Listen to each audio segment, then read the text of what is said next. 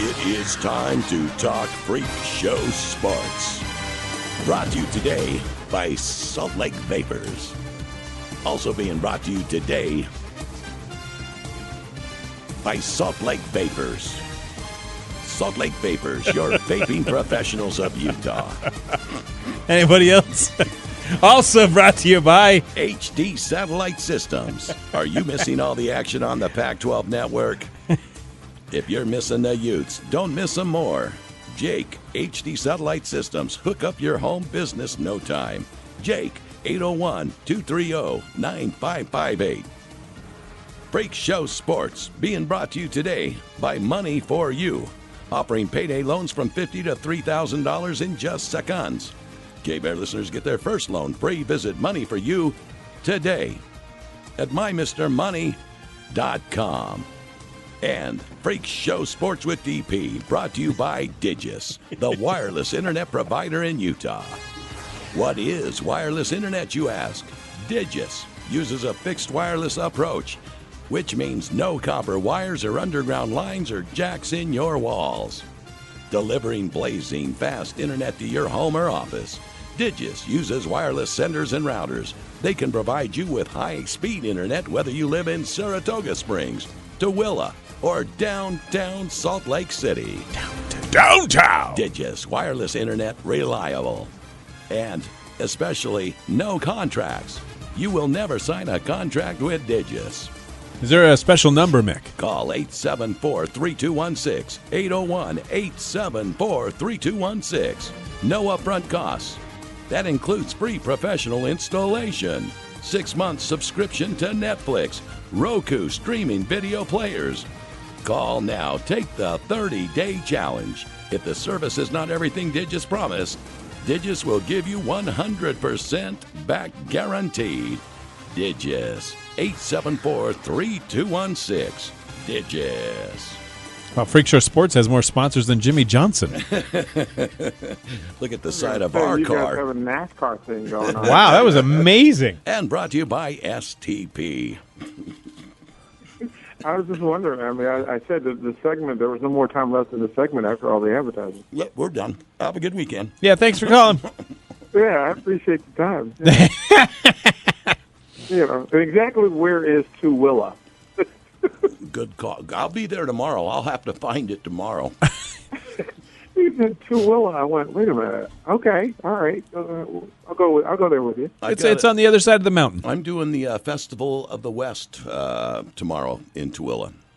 So you're going out to Chad Saunders and Stansbury Park. Yeah, well, I heard You passed Stansbury. I heard that Derek Jeter's going to be there. Really? Yeah. Is that where he's going? There'll just be some light-skinned black guy. With a bat over his shoulder going, I am the greatest of all time. Yep, just put him out there. Somebody will show up. Can we, and I guess since you brought it up, let's talk about it, but can you just say, and I know in other sports, I think it's a little easier to script something, to know what's going to happen. But in baseball, with 9 players and the way innings line up and outs line up and the whole thing, it's very difficult to set something up that happened last night. Well, I mean, you guys understand it. I mean, if you're the Utah Jazz, you certainly didn't choreograph or pre-plan Michael Jordan hitting a jumper in your own building. Well, you knew he was going to take the shot, though. Yeah, to walk off the court with a ring before he goes to play baseball. So, I've also said that sports draw some wonderful stories. That was amazing last night. Yeah, I mean, to go live and have that happen, even against even the Baltimore Orioles, who they were playing against, stayed in the dugout to watch, embrace the situation. They got caught in the moment. They paid attention, and then ultimately, they were baseball players and they were fans, and their brother was having a moment that any of them would understand and all of them wish they would have. Yeah. So, from that standpoint, everybody stood around. I watched the replay this morning just to see that particular moment, and even the Baltimore Orioles announcer got caught up in the moment. You'd have thought it was a Yankees broadcast, but he honored the game, he honored the player, and he honored the moment, which is what the professionals paid to do. Yeah, I was proud to be in pinstripes last night. You were in pinstripes, huh? Oh, yeah. Of course. I'm a long-time fan. Of course you are. Yes, of course you are. I know better than that, because I know Jimbo would have taken a bat to you by now. But that's the thing is, even as I grew up, I want to say hater for sure, Yankee hater, and changed my ways a little bit after my. I think Mick just threw up. Yeah. But since I married a true Yankee fan, but it's one of those things where a guy that's played that long and has been that guy the whole time and was able to do it one last time, the final time he's going to have a chance to be in that position to win a game, and he actually did it again. Yeah, I mean, and the joke was that, it's because it was the Yankees, and it was Yankee Stadium, but I think the fact that Jeter has earned that place in it, he's kind of hard to hate in the way that folks hate LeBron and it crossed lines. So the moment was perfect. People said it was kind of cheesy, that if you wrote it into a movie, nobody would have believed it. Right. Now the movie's which is why it matters. Great. That's why it matters. Yeah. Yeah, because if you write a script and you can barely make it happen, but it's like think of a wrestling match. These guys have technically a script they follow. They know when it's going to end. They know the finishing move. They know how it's going to finish. And they usually get it right. But this, you can't write a script. I mean, this is better than a script. It really happened. Well, they picked it up. And again, I'm basing it on the Orioles play-by-play guy last night, which was the replay that I saw. And he caught himself. Because he said, there were a couple of ways for this to go wrong, because they could have done what everybody else suggested they do, which was pull Jeter with one out in the top of the inning so that he could get his walk-off standing ovation and never be in the lineup, and not be in the lineup the following inning. Yeah.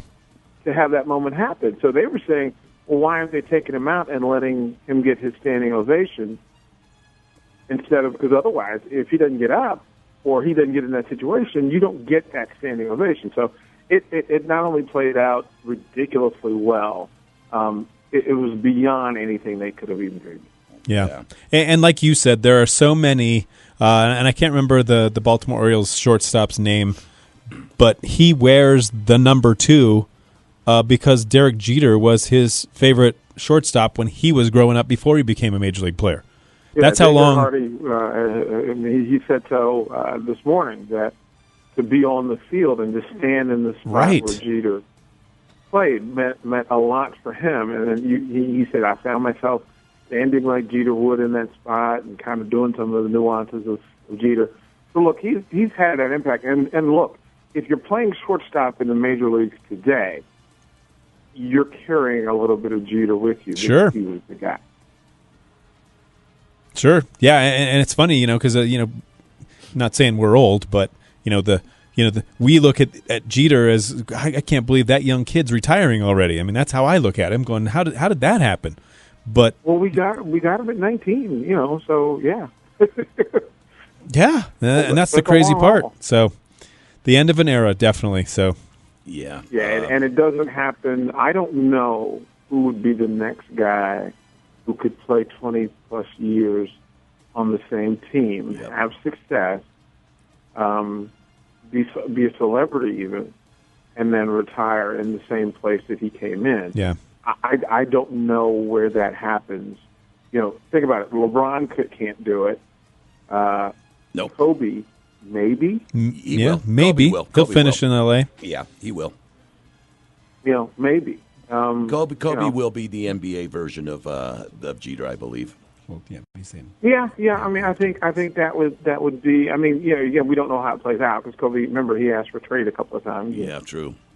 We don't know how that plays out, and Jeter never demanded a trade, never even talked about it. So yeah, it's a rare sports thing across the board to have that kind of success.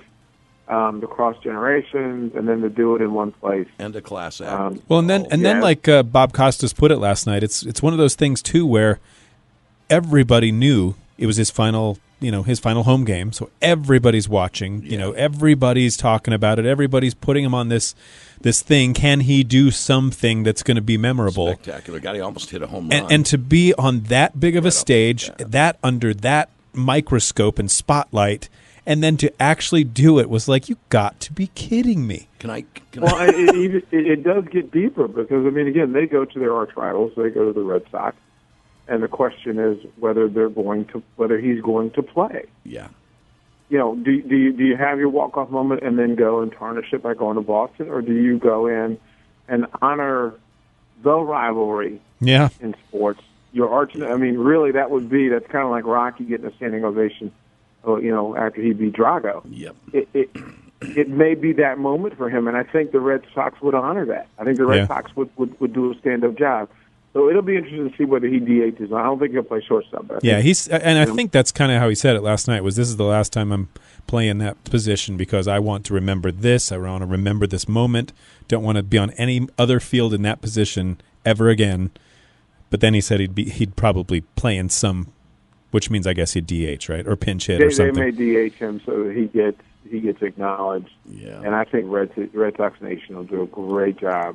I read an article, too. I think they will. With all the gifts that he received throughout the year, it's costing him a fortune. It's costing him a fortune? Yeah, he's going to tax, but... Oh, I think he makes enough.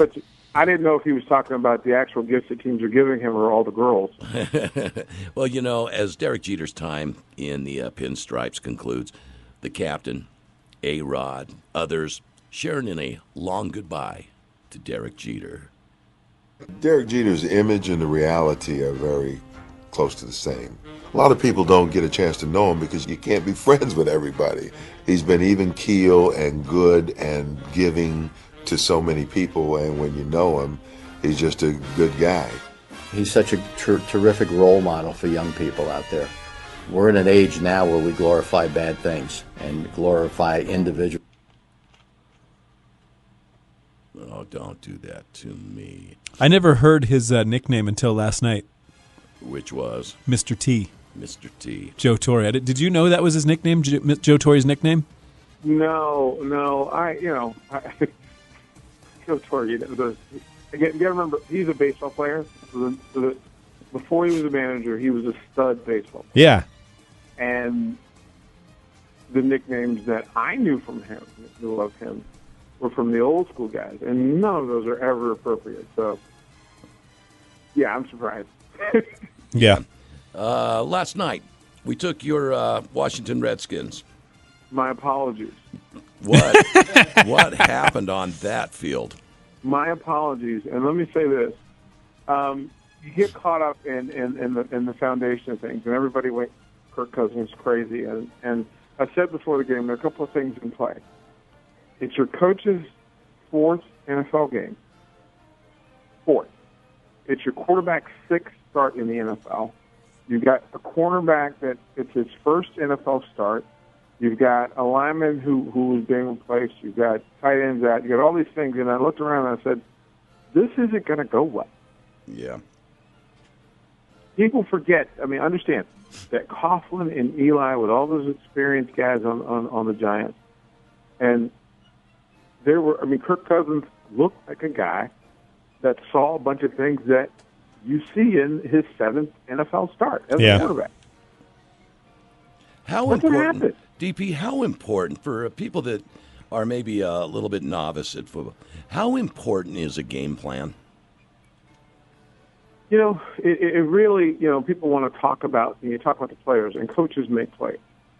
Some people say, well, players make coaches. I think I think in some cases, especially when it comes to young players, coaches make players. And look, Gruden was out-coached last night. He was out-schemed last night. He continually put his players and his young players in difficult situations. You put linebackers who weren't cover linebackers against a tight end that now has 7 touchdowns for the season. You put a cornerback out on an island and allow a two-time Super Bowl champion pick on him, and then you asked your quarterback to make throws that over the course of the 5 games that he's played in, he's already proven that he can't make them. And so people started to go, okay, RG3, maybe we'll owe you an apology because they're asking you to do things that didn't make sense to you. They now don't make sense to us. Maybe it is scheme, coaching, play call. I never got an opportunity, DP, just playing through high school, but I never got an opportunity to sit down with a coach and a group of guys and come up with a game plan and then to follow such. And I always wonder what that would have been like. It's different now than it was then. I mean, because now everything's digital. I mean, I can scout anybody at any level from high school, probably even Little League, because there's film on everybody. And now, we would back then we would sit in a room and they'd have the old reels of tape and you'd watch them back and forth. That's not done now. Now you sit on your laptop and you watch the game and you go backward and forward and you break it down, you put notes in the computer, and then you share it, and then the players look at it and respond. But you cannot account for injuries in the game, weather conditions, somebody, you're human, so some days you don't feel well. It's like you're doing a radio show and you're going, okay, here's what we have planned, but then you get some rogue guest that goes 30 minutes and all that's out the window. And so the same thing happens in football. It happens in every sport. No matter how you plan it, sometimes it goes left. Do these guys get individual films? Like does the tight end? Does he get a film that was made specifically for him against, showing the linebacker, the tackle, and so that he gets an opportunity to really know who's going to be on him this week? He gets graded for every play, and that's from head to toe on his stance, his footwork, his first step, second step, third step, his contact, his route finish. Then he gets a projection forward on what they expect. Then he gets a scouting report. So they tell him what he's going to have to do that week, and then they give him a scouting report on the people that he's playing against that week, and then his group gets together and they go over what everybody's going to do. Now, all of that's wonderful until somebody punches you in the jaw. As Mike Tyson said, everybody's got to play until you get hit in the jaw. Yeah. Well, there you have it.